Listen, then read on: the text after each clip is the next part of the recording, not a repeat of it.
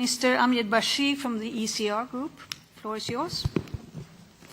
Vice President Timmermans, thank you very much for coming today to this committee. The ECR very much welcomes your commitment to cutting red tape and better regulation. I believe it is vital to exempt micro enterprises and young businesses from legislation wherever possible, which would allow startups to flourish across the continent.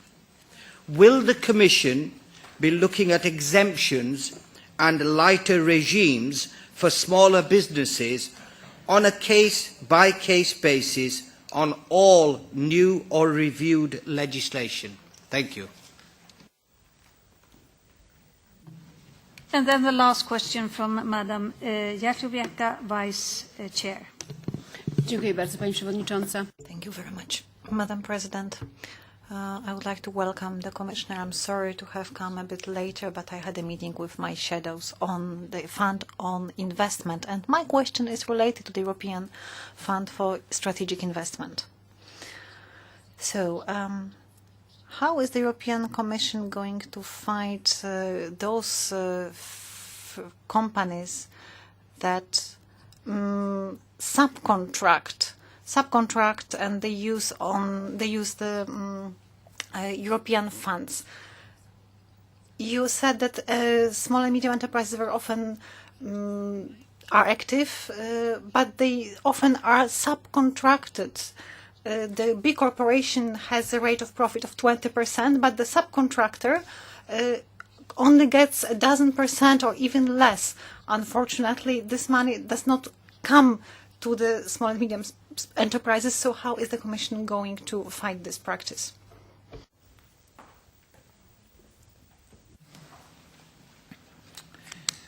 Maternity leave. I was wondering when somebody would raise the issue of maternity leave. As you know, the Commission has said this is completely blocked. It's not going anywhere. So prove us wrong. Prove us wrong, and then, of course, we will continue with the initiative. It's been blocked for so long that I think it only has implications for no more than 8 member states at this stage, because 20 member states have moved beyond what the directive could entail. But that could still be an important addition. Commissioner Jourova has done her best and more than that to try and get this moving again, and we felt strong support from some committees in the European Parliament as well.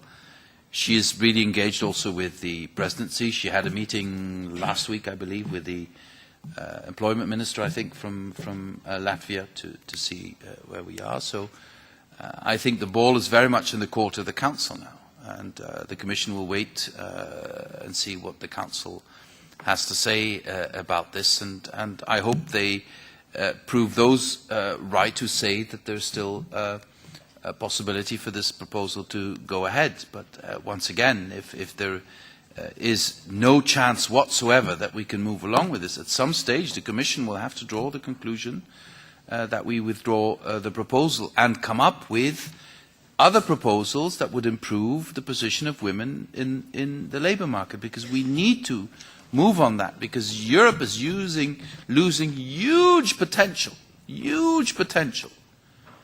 because we are not good enough at creating better opportunity for women in the labour market. And I think the Commission will have a lot of focus on this issue, not just because it's right and it's morally right, because it makes economic sense to do it. It is necessary. It is necessary.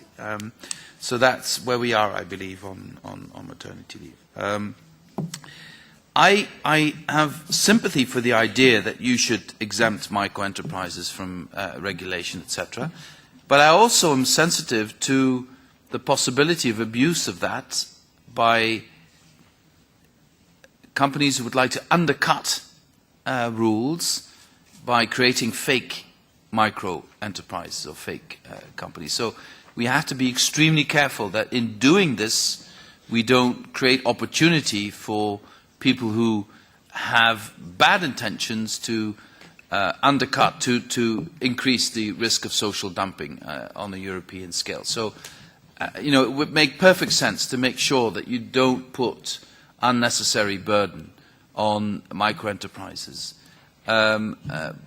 But past experience in the last couple of years has made me very, very careful indeed not to create a situation where you don't help micro-enterprises, but you help criminals who use the status of micro-enterprise to treat their employers badly or their customers employees badly or their customers very badly. So, you know, let's be very careful. I have great sympathy for the idea. I think it could be very useful, especially for the digital single market and the loads of startups we have in the European Union. I run into too many young men and women who say we're leaving for Singapore, we're leaving for the United States because it's easier for us to work there. But, you know, frankly, let's be careful here. On the issue of subcontracting, I think this is very